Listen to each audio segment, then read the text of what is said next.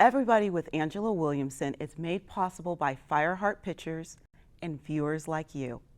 Thank you.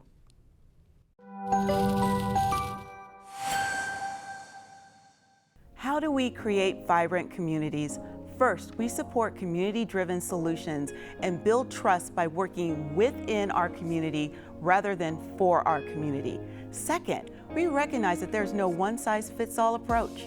That's because place, race, gender, social, and economic-based inequities contradict the potential for vibrant communities. Tonight, we meet two community crusaders working to find innovative solutions that are efficient and effective for every person living in it. I'm so happy you're joining us. From Los Angeles, this is KLCS PBS. Welcome to Everybody with Angela Williamson, an innovation, arts, education, and public affairs program. Everybody with Angela Williamson is made possible by viewers like you. Thank you. And now your host, Dr. Angela Williamson. Our show starts tonight with Elaine Rodriguez. Elaine, thank you so much for being on the show. Before we get into why you're here tonight, why don't you tell us a little bit about you? Yeah, thank you so much for having me. A little bit about myself. I am a community builder. I am an ecosystem connector. I am a disruptor. I am a wife. I am the oldest sibling of 4, the only woman in my family. I have 3 younger brothers. I'm an immigrant. I'm a Latina. I'm a first-generation college graduate, and I help my community. I really am community-driven. Wow. Well, I called you a community crusader, but you had so many other things. You probably should have sent me those before I wrote the script, but that's okay. I love it. Well, I think when we start to talk about why you're here today, now listening to your background, there's a lot of your background that makes you this community crusader today. So tell me a little bit how that feels being the oldest and also being the first person to graduate from college.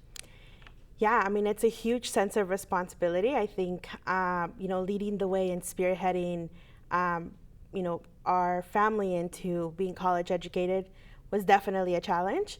I think part of being an immigrant is, understanding the system, figuring out how do we get to the next level. And then even more challenging for me, I'm undocumented. I have DACA status. And so that was a whole nother challenge that I had to really kind of go through and understand, navigate systems that are obviously not built for people like me, right? So a huge sense of responsibility, but also now, I think as I've transitioned into my professional career, a sense of responsibility to show others like me that it can be done, that we can get to this place where, not only are we being part of the system, but we are changing it, right? And so that's where a little bit of me being a disruptor comes from. I want to change systems. My job has really been understanding systems, understanding programs that were not necessarily built for people like me, understanding how they work, and how do we change them? How do we make them better? How do we make them more inclusive? I always think of good old Denzel. We're playing chess, not checkers, right? So first we have to learn the system. And tell me, because there's so much you said in that statement, but we're still talking about your background, and I would love to know one of the biggest challenges that you ran into being the first person of your family going to college, also being part of DACA. So what was like the biggest challenge that you realized, this is why I want to have this as a career, be a disruptor? Yeah, I mean, I think, culturally we go through this challenge of being fearful, right? Of asking questions, of, feeling like we're outsiders. And it's a constant, I would say, feeling of assimilation, right? Every time we walk into a different system and it's different and it's new, we haven't been there before, it's, powering through that assimilation feeling of like, I don't know what this is. I've never been here before. No one ever has told me about this space, right? So how do I navigate myself? Am I being, authentic? I mean, I think we all struggle with that, right? imposter syndrome, right? Am I shrinking? Do I feel like I belong here, right? Do I feel like I have a place here? But the truth of the matter is really understanding that if you've already made it, there's a reason why. And just powering through and understanding you're here. You've made it, you know, now you gotta like own your seat. And my question to you is, how do we own our seat when we finally made it? Yeah, I mean, I think understanding that our experiences, our backgrounds, the different things that we have learned and understood as humans are important and valuable, right? So I always talk about, you know, while being in tech, like I can't build anything for my life, right? I don't code, I don't, you know, I don't have any design background, but I'm a user, right? Every single day we turn on our TVs, we use our cell phones, we use applications, and our experiences and our pain points are valid, right? And our problems are valid, and you know, at the end of the day, our dollars are just as green. So that's really what speaks, you know, in a system where we're designed to think about how do we solve problems, how do we, you know, design things that are human friendly, right? Not necessarily, you know, female friendly or like Latina friendly or, you know, whatever friendly, right? Human friendly, like we're all humans at the end of the day, and we have similar experiences that really should be uniting us rather than dividing us. That when you say that we are all human and our experiences is what unites us is so perfect. And this leads to my next transition as to what are you doing now, because you are doing something so unique that is within our community, and I really want to spotlight it. So you can tell me how you found the job, what you're doing now, what you just started doing. I want to hear all about it. Yeah, no, absolutely. So I'm currently serving as the Technical Assistance Director for LEAF, which is Leading for Equity in Entrepreneurship, Accelerator, and Fellowship Program. And it is a program out of Cal State LA in partnership with you know, CHC, Community Health Councils, and the Small Business Development Network. I actually went to Cal State LA. I'm a proud alum of Cal State LA. And while I was at Cal State LA, I actually started a nonprofit as a student, which, you know, was kind of how my career in nonprofit community impact started. So I've always kind of gone back to my alma mater, if you will, and given back in different ways, shapes, and forms, right? I've served as you know, an alumni ambassador. I continue to support some of the organizations that I went through when I was there. And last year when, you know, the Open for Business grant from Wells Fargo, you know, went out for a bid, we were like, let's talk about how we can do and create something different and better. How do you recruit for that? Yeah, I mean, I have to say, even though Cal State LA is known for being a commuter school, and I'll also say we're #1 in upward mobility, which means we're taking the bottom 5% to the top 5% in terms of economic status, right? Yes. We have mostly a commuter population at Cal State LA. We are a Hispanic serving institution. A lot of our students are under, you know, certain poverty levels and whatnot, and so for a lot of them, you know, they work full time, they go to school full time. But at the end of the day, I would say Cal State LA students are really full of grit, full of energy, full of hunger to just be given that opportunity. And so when we put out a notice, right, saying to all the students, listen, we're going to have this fellowship, and this fellowship is paid because you know, we really can't have a free internship. Having a free internship or working for free is really a privilege. Mm-hmm. Which, you know, our students don't have. And so this is a paid fellowship. Not only are you going to learn skills, you're also going to have hands-on experience and maybe hopefully walk out with a job, right? A job with a local community leader, maybe your local business, right? Somebody that's around the corner from you, that is impacting your community, that is impacting your neighborhood, that is creating change. And so that message was really loud and clear. And I want to say our first like pre-application, we had something like 400 students reply saying like they were interested, right? Coming from all different backgrounds and fields of study. Okay, I have a question. Well, how many fellowships, positions, openings did you have? So we actually only had 80 to begin with, right? So we had to dwindled it down to 80. We need a bigger grant. Yeah. Now's the time to say it, Right. since you're on television. We need more money. We need more money to be able to provide more fellowships. Wow. Yes.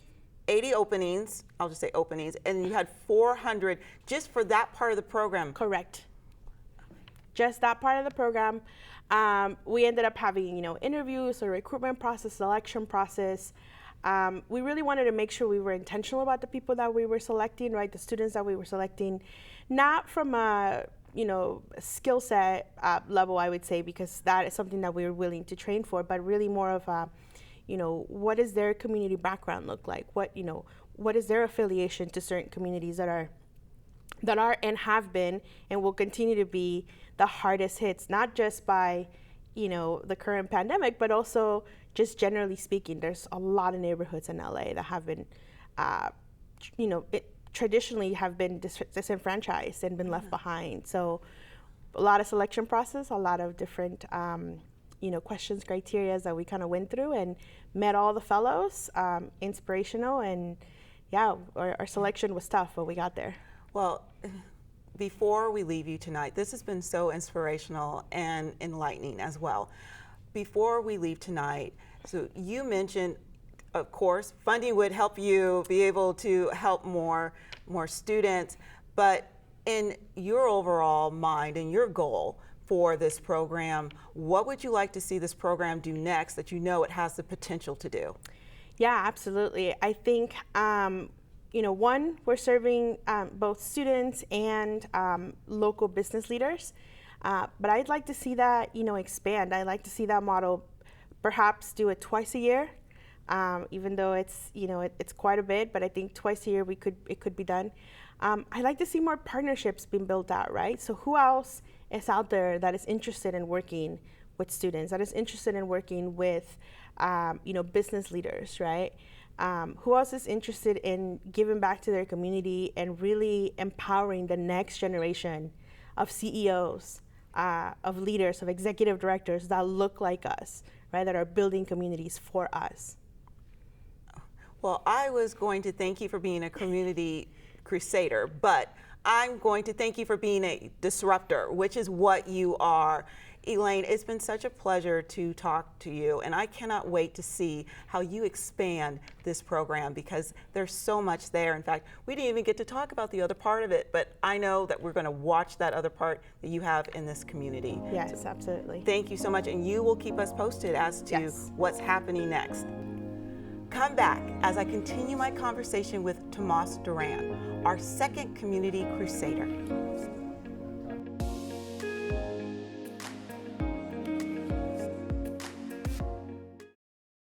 Welcome to America's Test Kitchen at home. At home. At home. At home. At home.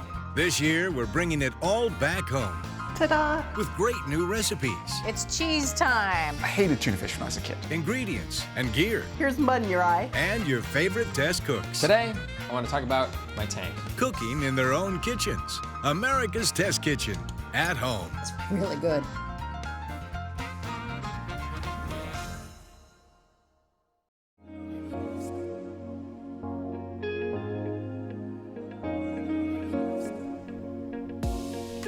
Welcome back to our conversation about vibrant communities and the Community Crusaders making it a reality. I'm here with Tomas Duran. Tomas, thank you so much for being here with me this evening. It's my pleasure. Thank you for having me.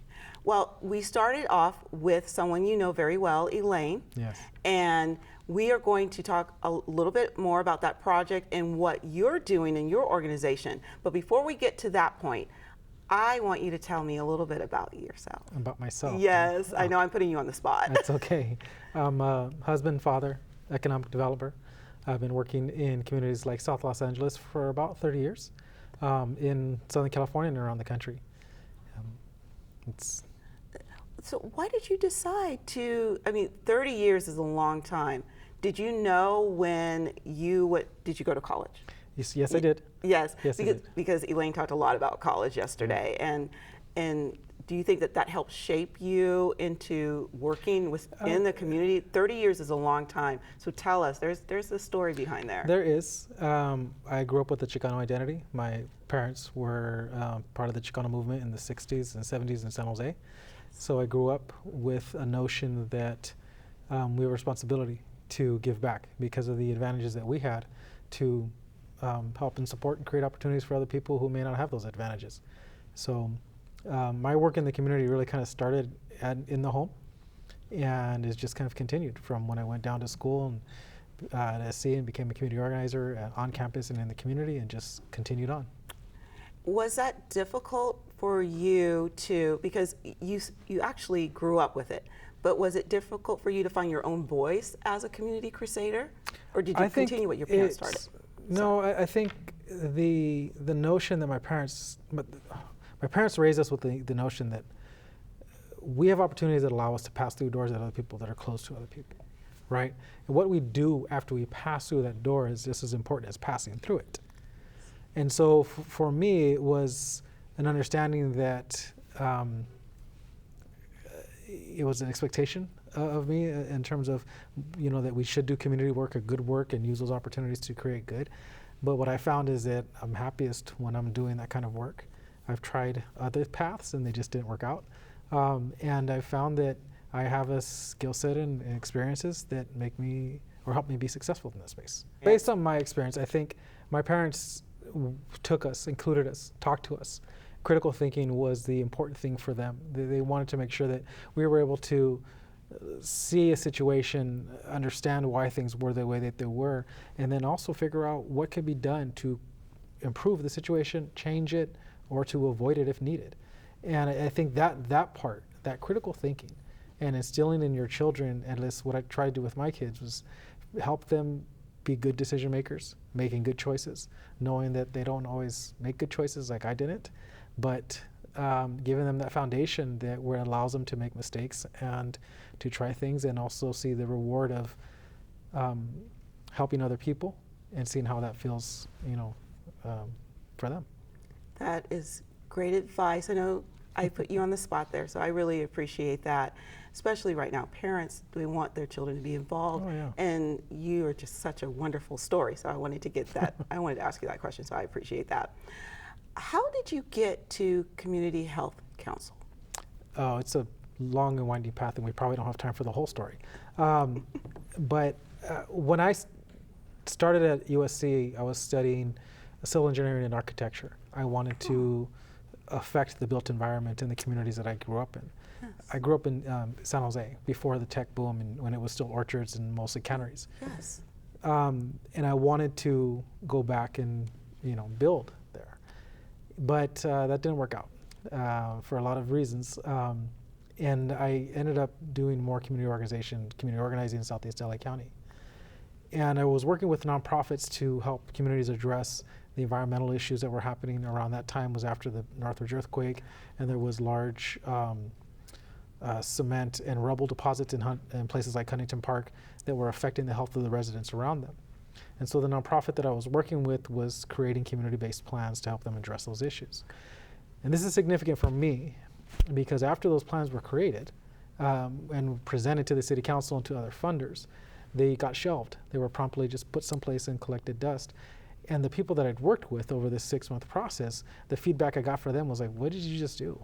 You're creating castles in the sky. Our lives are hard enough already. Why are you out here raising our expectations and then having them dashed? And as a young man, I was in my mid-20s, I took that to heart. Now, I think I look back and I think that there's a lot of things that could have come about that, and I could have kind of moved past that experience to find other ways to be active the way that a lot of other people in that space were. But I made a choice then that I needed to understand capital. I want to understand how the people who control funding, the people who have money, and the people who loan or invest money, how they make decisions, and why those decisions were being made in such a way that it ignored things that I thought were worthy, like these community-based plans that addressed, where people live. If you had several hundred people telling you in your city, we need this, why would you ignore that? Well, that led me on the next part of my path, where I started developing funds for different nonprofits. I started managing programs that invested those funds in different projects, ended up investing in a couple large projects in and around LA County, and then doing consulting work around the country. And that's those same programs, utilizing public funding sources to try and figure out how we bring capital and capacity into communities that don't have access to it, or that have an enormous need, but that the market isn't responding. So flash forward many years, and I've been working with manufacturers and other operating businesses, helping them access capital in order to help save those jobs in case like an owner wanted to retire or got sick or wanted to move on. Or they just needed to grow. And one of the things that I was doing with community health councils before I joined them was consulting on one of their projects, which was the construction of the new headquarters. Oh. So, and because I was helping them arrange for the finance. And the executive there, the CEO there, Veronica Flores, told me, hey, we want to build out a platform that's going to actively try to build a local living economy in South Los Angeles. We want to create wealth in South Los Angeles for South Los Angeles. And that's how I ended up there about a year ago. And how difficult is that? Because South Los Angeles, that's an impoverished area. So. It is. There's generational poverty, unemployment rates that are usually 3 or 4 times the amount of the national averages. There's a lot of hardship there, but it's also home to almost 1 million beautiful people. And the reality is they have money that they spend someplace. The problem with South LA is not the people. The problem with South LA is that most of the economy that's built around it is extractive. It pulls the money out. The business owners often don't live there. The people who teach there, who work there, who drive vehicles or do whatever, often don't live there. So they may make wages there, but if they're not putting the money back into the community, the money that's generated by the taxes and by the other economic activities that's happening there is leaving with them. And so one of the great tragedies of Los Angeles, where we have enormous amounts of concentration of wealth, where there's family offices that are, managing tens of millions, if not billions of dollars, that you have such a large concentration of poverty that is ultimately, seen as kind of too difficult to figure out, or is easier. Let me rephrase that. Yeah. It's easier to make money adjacent to South LA than to go into South LA to do it. And that's what ends up happening. And so that money keeps being extracted from those communities. And what we want to do at community health councils is create different ways to help entrepreneurs, to help local businesses, and to create paths to wealth for the people who live in South LA so that they can choose where they want to go and be in charge of their own financial destiny. We hope they reinvest and stay there, but if they want to get up and move to West Covina because now they can afford a house, orale, then that's their choice. But at least they have that choice, right? Before they didn't. Before a lot of them didn't. And the other problem that you have is that it's seen as a recruiting ground for special programs that are targeting people of color. And what ends up happening is there's magnet schools that will take the best and brightest out of South LA and invest a tremendous amount of resources, which is wonderful for that individual. But then that individual continues on their path out of South LA. And so we lose that capacity. We lose that person who could have been a wonderful entrepreneur because now they're living on the West Side or living someplace else because they have that opportunity. I'm not mad at that person. I'm glad that they have that opportunity. But that's extractive from South LA. And so what I hear that you're saying is that we need programs that don't do that, to leave the money within it so that those communities can be vibrant communities. Exactly. And that brings me to your tie-in with what Elaine was doing at Cal State LA. Mm-hmm. So tell me what your company's role is in that organization. So our CEO, mentioned her earlier, Veronica, was having conversations with Dr. Marla Parker at Cal State LA around how do we support BIPOC women entrepreneurs? And how do we figure out ways to connect them to the resources that are around us? We are rich with resources. The problem that we have is that all those resources are at this level. Universities, colleges, trade schools, scholarships, there's all kinds of programs for small businesses and small business owners, entrepreneurships, accelerators, all over the place. Our community's here.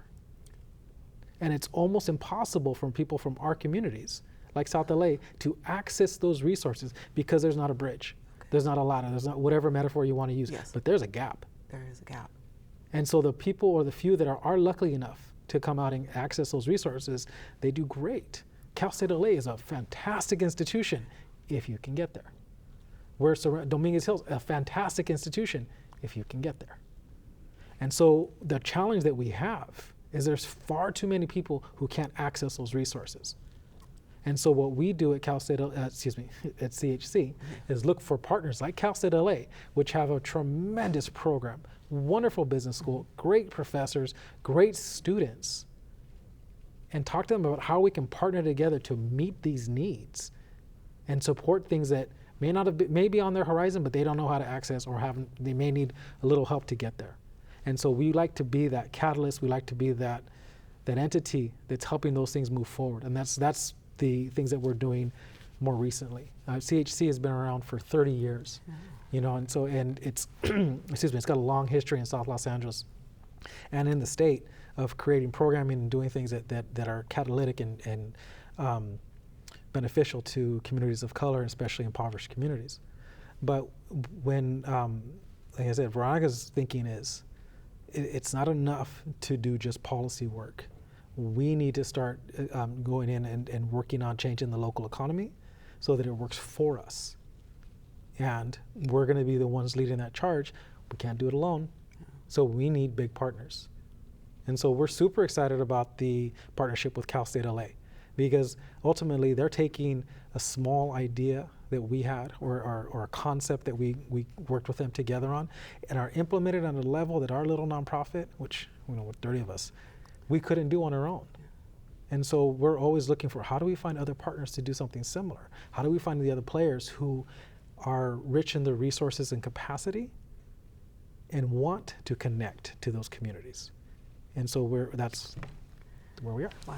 Well, before we end our conversation, which thank you so much for what you're doing at CHC and helping with vibrant communities and really explaining how the money sometimes isn't getting to where it's needed. Before we end our conversation, please let our viewers know how they can get in touch with your organization, because they may have resources. You're looking for partners. They may have just heard what you said and said, I want to work with CHC. So how can they get in touch with you? I think the best way to reach us is probably via our website. It's www.chc-inc.org. chc-inc.org. And we'll make sure to put a graphic up there. Absolutely, absolutely. Thank you so much for just being part of this episode and giving all of us an understanding what it means to be a community crusader. I didn't realize you had it in your bones since you were very little. So I appreciate that, and thank you again. And I want to hear more from CHC, so please keep us posted as to things that are happening. Absolutely. Thank you again. Thank you. And thank you for joining us on Everybody with Angela Williamson. Viewers like you make this show possible. Join us on social media to continue this conversation. Good night and stay well.